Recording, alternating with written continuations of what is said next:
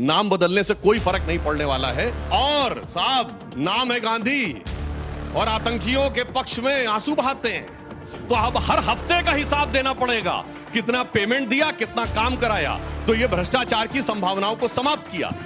कि सब फर्जीफिकेशन हो रहा था मनरेगा में, तो 11 साल से फर्जीफिकेशन होने क्यों दिया? जरा ये बताइए, 11 साल तक झुंझुना बजा रहे थे क्या?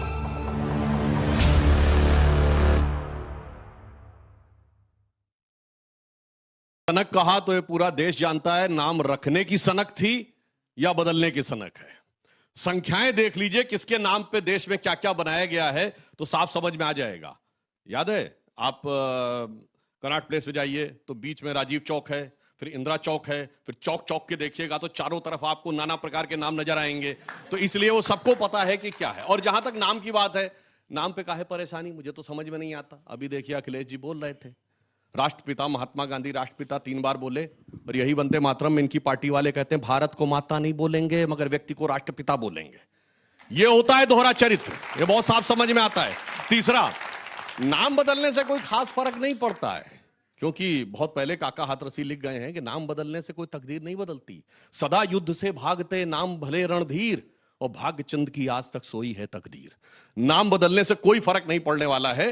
हां, इस योजना के संदर्भ में जो मैं बात बताना चाहता हूं, अब एक और बात देख लीजिए, नाम है इंडिया गठबंधन और भारत की टीम वर्ल्ड कप जीतती है, बधाई नहीं देते। नाम है इंडिया गठबंधन, सुर्खियां बटोरते पाकिस्तान में। नाम बदलने से कुछ नहीं होता। नाम है पृथ्वीराज चौहान, इनके नेता, और काम मोहम्मद गोरी वाले, जो कहते हैं कि पहले ही दिन हम लोग हार गए थे। और साहब, नाम है गांधी और आतंकियों के पक्ष में आंसू बहाते हैं। तो मुझे लगता है कि नाम के बारे में, और नाम बदलना जहां तक हो, वो कांग्रेस के अंदर बहुत सारी चीजें, वो अलग बात छोड़ दीजिए। इस विधेयक के बारे में बताना चाहता हूं। बहुत स्पष्ट सी बात है, 2005 में मनरेगा आया था। 20 साल में देश में बहुत बदलाव आ चुका है। इंफ्रास्ट्रक्चर बदल चुका है, टेक्नोलॉजी बदल चुकी है, असेसमेंट के तरीके बदल चुके हैं। तो इन 20 सालों के बाद एक परिवर्तन की जरूरत थी। जैसे इसमें क्या किया गया, सारी चीज का डिजिटल रिकॉर्ड होगा। उस जमाने में तो लोगों के पास गांव में मोबाइल नहीं होते थे, इवन सड़कों की कनेक्टिविटी, उस ढंग की सारी चीजें नहीं थी। अब सिर्फ ये कहा गया है कि जो काम होंगे वो 4 कैटेगरी में होंगे। एक जल संचयन के लिए, दूसरा होगा इंफ्रास्ट्रक्चर के लिए, और इंफ्रास्ट्रक्चर के लिए जो होगा, ऐसा नहीं निर्णय लोकल ही होगा, मगर वो जिले की योजना और पीएम गति से कनेक्टेड होगा, ताकि 4 गांव बाद वालों को भी पता रहे कि उस गांव में ये हो रहा है, तो यहां पर हम उसको डुप्लीकेसी ना कर सकें। इसके बाद जो आजीविका से जुड़ी चीजें हैं, जैसे ड्रोन दीदी, लखपति दीदी, उनके साथ भी उसको कनेक्ट किया जाएगा। 100 दिन की जगह 125 दिन किया गया है। और एक और व्यवस्था की गई जिसपे इन लोगों को आपत्ति नजर आती है, कि राज्य अपने आधार पर तय कर सकेंगे कि 60 दिन का समय जो फसल की कटाई और बुआई के लिए होता है, उस दरमियान इस योजना को स्थगित रख के वही लोग वहां पर काम कर सकेंगे। तो 125 प्लस 60 दिन, एक तरीके से वो उनको एक्स्ट्रा मिल रहा है। अब जो फंड एलोकेशन की बात है, कांग्रेस के रिजीम में 30,000 35,000 करोड़ से ज्यादा नहीं आता था। हमारे जमाने में 65,000 करोड़ आता था। 1,51,000 करोड़ का हमने आवंटन किया है, जिसमें 95,000 सेंटर देगा, ठीक है, और सारी बाकी फ्लेक्सिबिलिटी स्टेट्स को दी है। अभी एक एक करके कलई खोलेंगे, धीमे धीमे कलई खोली जाएगी। मैं मनरेगा पर चर्चा करना चाहती हूं, और उसका स्लोगन था, हर हाथ को काम दो, काम का पूरा दाम दो। अब मैं आपको सिलसिलेवार तरीके से बता देती हूं ये क्या कर रहे हैं मनरेगा में, और मनरेगा का क्या परिणाम हुआ। 13 महीने सिविल सोसाइटी से, स्टेक होल्डर से, विपक्ष से विचार विमर्श करके यह कानून लाया गया। इन्होंने किससे विचार विमर्श किया, किससे बात की इन्होंने? क्योंकि इन्होंने नाम नहीं बदला है, इन्होंने स्कीम बदली है। मनरेगा का जो आधारभूत ढांचा है वो ये है कि ये काम की गारंटी देता है, रोजगार की। अगर आप किसी परिवार के एक सदस्य को 100 दिन का साल में रोजगार की गारंटी देता है, आपको एक फॉर्म भर के वो काम मिल जाएगा। अब क्या हो रहा है, क्योंकि इन्होंने 125 दिनों से शुरुआत करी, तो उसी की थोड़ी पहले कलई खोलती हूं। 125 दिन का काम मिलेगा, मनरेगा में 100 दिन का मिलता था।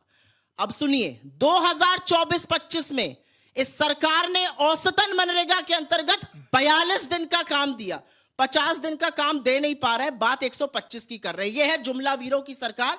जैसे 2 करोड़ रोजगार आने वाले थे, जैसे आप सबके माता पिता के खाते में 15-15 लाख आ गए होंगे, हो सकता है आपके में भी आ गए हो, मुझे नहीं पता। फिर मनरेगा में क्या हुआ, मनरेगा एक स्कीम थी मांग के आधार पर। आप अगर ग्रामीण इलाके में रहते थे, आप काम मांग सकते थे, सेंट्रल गवर्नमेंट को आपको काम देना पड़ता था। कानून में तो यह तक निहित था कि अगर काम ना दे पाए तब भी उनको भुगतान करना पड़ता।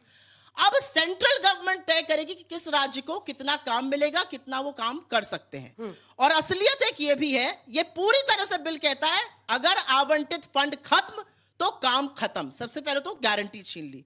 दूसरा, मनरेगा में 100% मजदूर का लेबर वो कहां से आता था? वो केंद्र सरकार से आता था। और लगभग 75-25 का डिवीजन होता था सामग्री। जैसे मान लीजिए कोई सड़क बन रही है तो उसकी जो सामग्री है उसमें 75% केंद्र, 25% राज्य देता था। इसका मैं एक एग्जांपल देना चाहती हूं जिससे आपके ऑडियंस जल्दी से लास्ट जरूर समझें। 10,000 करोड़ रुपए का मान लीजिए काम हुआ, 7,000 करोड़ उसमें वेज बिल आया और 3,000 करोड़ की सामग्री आई। तो सेंट्रल को देने पड़ते थे 7,000 करोड़ पूरा वेज बिल, और 3,000 करोड़ में सेंट्रल गवर्नमेंट देती थी 2,250 करोड़ और स्टेट गवर्नमेंट देती थी 750 करोड़, क्योंकि स्टेट के आय के साधन लिमिटेड हैं। जितने भी सेस वगैरह रखते हैं वो सेंट्रल गवर्नमेंट रखती है। इस बिल के बाद क्या होगा? 10,000 का 60-40, 6,000 सेंट्रल गवर्नमेंट देगी और पहले वो 9,250 और 4,000 स्टेट गवर्नमेंट देगी। 60:40 का पेमेंट एक मिनट अंजना जी, 4,000 वर्सेस 750 करोड़। जवाब दीजिए जल्दी कहां से, से उसके बाद मैं पैसा उसके पास आएगा? जाऊंगी। इस बात का जवाब ये जरूर दे। व्हाट्सएप के फर्रे मत पढ़िए, यहाँ पर थोड़ी इन लोगों की रिस्पेक्ट करिए, पढ़े लिखे लोग हैं। हाँ, इसीलिए मैंने बोला चैलेंज करके बोलता हूं, अगर गलत बोला हो तो बताइएगा। और सुनिए, और मत ही, अब मैं बता रहा हूं जो इनके सामने समस्या क्या है। जो वो दी जा रही थी वेजेस, अब सरकार ने उसको बायोमेट्रिक कनेक्टेड कर दिया है। तो जो फर्जीफिकेशन होता था कि काम 50 लोगों ने किया और कोई 100 लोगों का वेज ले लेगा, वो अब नहीं हो सकता। वीकली उसका वो मॉनिटरिंग शुरू कर दी है। तो अब हर हफ्ते का हिसाब देना पड़ेगा, कितना पेमेंट दिया, कितना काम कराया। तो ये भ्रष्टाचार की संभावनाओं को समाप्त किया। जैसे वेस्ट बंगाल के 19 डिस्ट्रिक्ट्स में निकला कि काम हुआ ही नहीं, अथवा एक ही काम पे बार बार पेमेंट करा दिया गया। तो इस कारण से ये स्थिति आई है। भी सवाल ले। और भाई एक बात बताइए, आप कहते हैं कि 2 गोली चली, 3 चली, 4 चली, इतना फर्जीवाड़ा। आप एक बार जोर से आज नाथूराम गोडसे मुर्दाबाद का नारा लगाइए, जोर से लगाइए नारा हमारे साथ मिलकर। नाथूराम गोडसे मुर्दाबाद लगाइए, जोर से नारा लगाइए, जोर से नारा आज लगाइए आप जोर से नारा। अगर हिम्मत है तो लगाइए जोर से नारा। इन्होंने बोला मनरेगा में फर्जीवाड़ा होता था। अच्छा भाई, तो 14% आय ऐसे ही बढ़ गई रूरल इंडिया की। लेकिन चलिए, अगर मैं आपकी 1 सेकंड के लिए बात मान भी लूं कि सब फर्जीफिकेशन हो रहा था मनरेगा में, जो व्हाट्सएप पे आपकी आईटी सेल भेजती है वही आप यहां के बोल रहे हैं, तो 11 साल से फर्जीफिकेशन होने क्यों दिया? जरा ये बताइए। 11 साल तक झुंझुना बजा रहे थे क्या बैठकर सरकार में?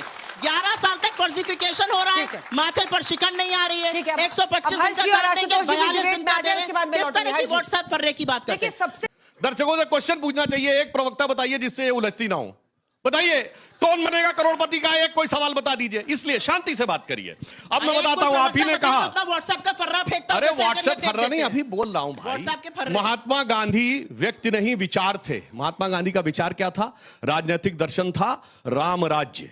नित्य का भजन था रघुपति राघव राजा राम। आखिरी शब्द था हे राम। और एकमात्र नेता है जिनकी समाधि पे राम लिखा है।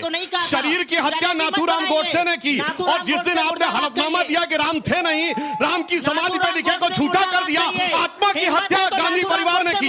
मैं शरीर के हत्यारे को मुर्दाबाद कहने को तैयार हूं।